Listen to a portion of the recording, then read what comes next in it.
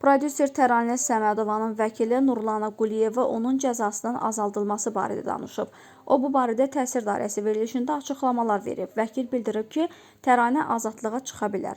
Təranə Səmədova 6 il müddətinə azadlıqdan məhrum etmə cəzasına məhkum edilib. Ali məhkəmənin qərarına əsasən şikayətimiz qismən təmin edilib.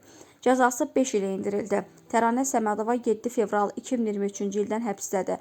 Onun həbs müddətini həmin müddətdən hesabladıqda Azərbaycan Respublikasının Cinayət Məcəlləsinin 76-cı maddəsinin tələblərinə uyğun olaraq cəzasını cəzadan şərti olaraq vaxtından əvvəl azad edilmə hüququ yaradır.